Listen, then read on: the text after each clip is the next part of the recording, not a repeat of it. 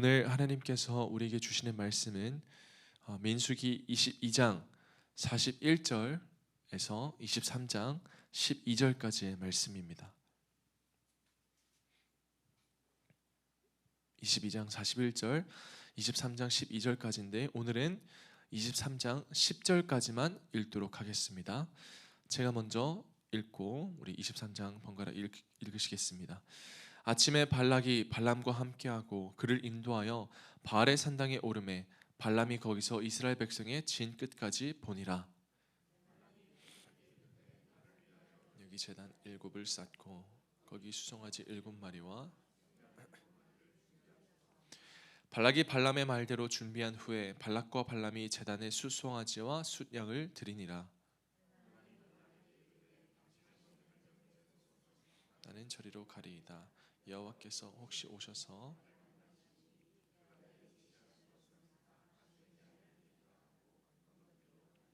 하나님이 발람에게 임하시는지라. 발람이 아뢰되 내가 7제단을 쌓고 각 제단에 수송아지와 순양을 드렸나이다.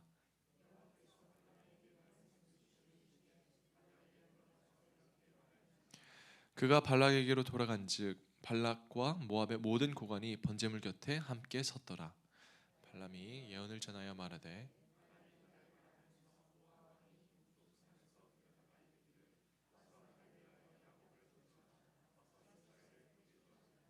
하나님이 저주하지 않으신 자를 내가 어찌 저주하며 여호와께서 꾸짖지 않으신 자를 내가 어찌 꾸짖으랴.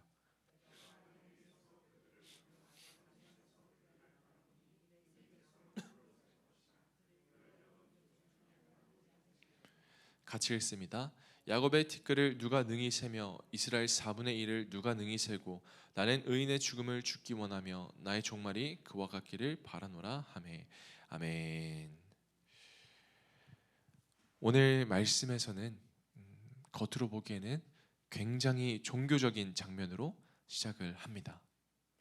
제단이 있고 제물이 있고 그리고 그 앞에 기도하는 사람이 있습니다. 이 외형적으로만 보면 하나님께 뭔가를 드리는 장면이죠. 하지만 자세히 들여다보면 그 중심에는 하나님이 계시지는 않습니다. 22장 41절 이 마지막 절을 보면 발락은 발람을 데리고 어디서 제사를 드리냐면 이 바알의 산당에서 높은 곳으로 올라갑니다. 이 바알의 산당은 높은 곳에 있는데 고대 이방 종교에서는 그 종교적 그 관념으로는 높은 곳이 이제 신에게 더 가까운 곳이라고 여겨졌습니다. 그래서 우리가 흔히 아는 이 바벨탑도 높게 지어서 이 신의 영역에 도전하려고 하는 그런 의미를 갖고 있지 않습니까? 그래서 이방 제사에서는 이런 높은 산이 신과 연결되는 장소라고 믿었고 인간이 자신의 힘과 능력으로 자신의 위치가 높아질수록 신에게 도달할 수 있는 장소라고 믿었던 것이죠. 그러니까 자기 욕망을 이루기 위한 종교적 수단, 그것이 바로 높은 곳에 있는 바알의 산당입니다.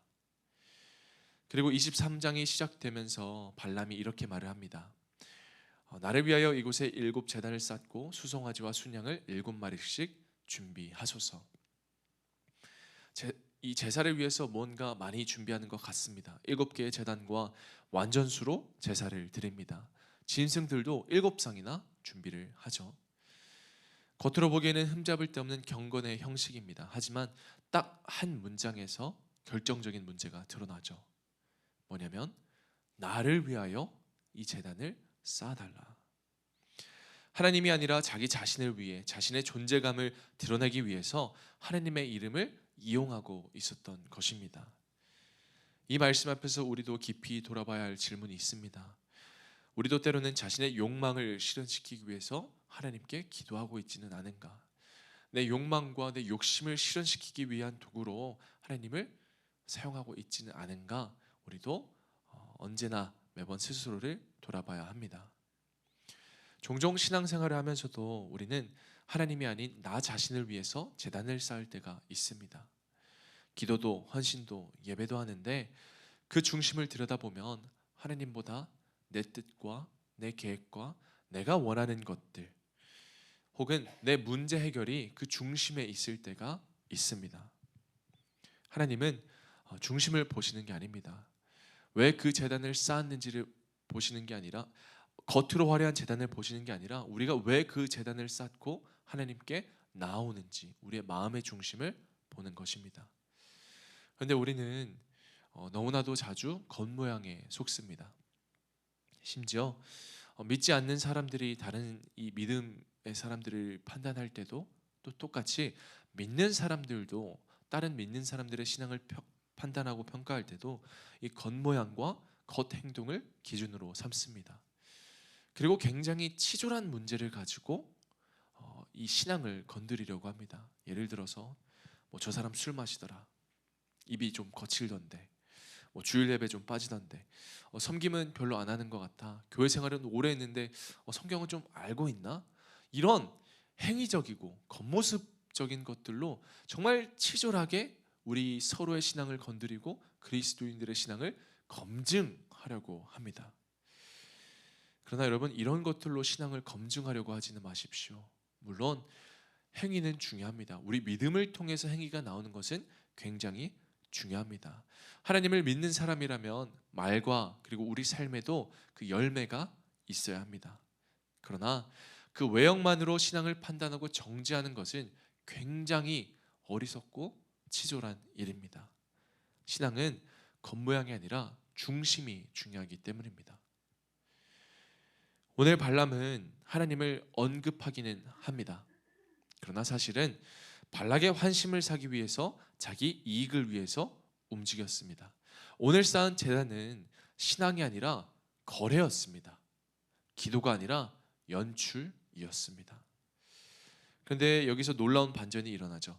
하나님께서 발람에게 직접 나타나시는 겁니다. 그리고 그의 입을 주장하시죠. 5절을 보니까 여호와께서 발람의 입에 말씀을 주시며 이르시되.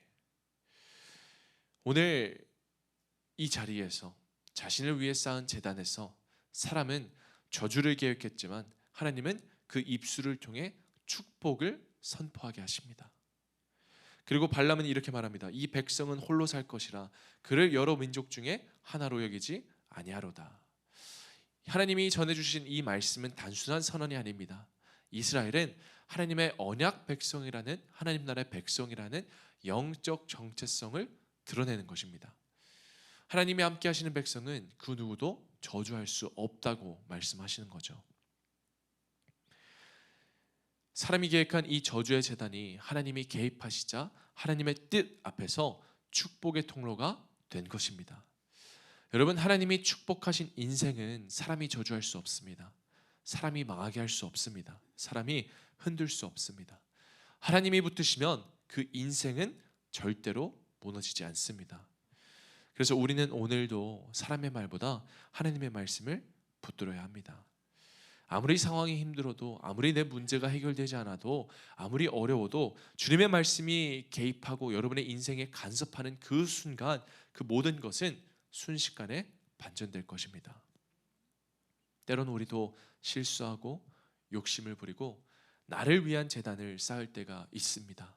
나도 모르게 하나님 앞에서 우리가 열심을 다해서 제단을 쌓지만 그 모든 것이 나를 향해 나아갈 때도 있습니다.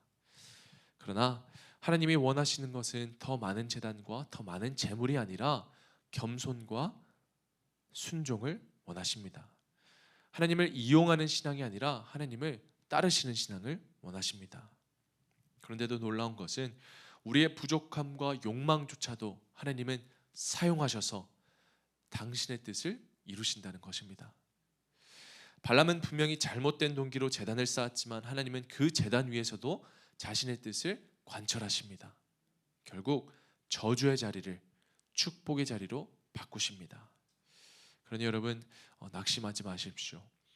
우리가 나도 모르게 욕망의 자리에 있을지라도 하나님께서 그 깊은 자리에 다시 서시고 개입하시면 회복의 자리와 축복의 자리로 바뀔 줄 믿습니다. 우리는 주님의 주권을 인정하고 돌이키기만 하면 됩니다. 사랑하는 여러분, 오늘 하루도 저는 우리가 하나님의 이 크신 주권을 정말 신뢰하고 인정하고 결국 내 인생조차도, 내 삶조차도 마음대로 되는 것이 아니라 하나님의 크신 섭리 안에서 이루어진다는 그 믿음으로 살아가시기를 또 믿음으로 살아내시기를, 여러분의 마음 중심을 다스리는 하나님 앞에서 진실하게 살아가는 그런 하루가 되시기를 예수 그리스도의 이름으로 축원합니다. 우리 말씀 생각하면서 같이 기도하겠습니다. 살아계신 아버지 하나님, 오늘도 우리의 인생의 주인 되시는 주님만 바라보며 우리가 우리 인생의 주권을 주님께 내어 드립니다.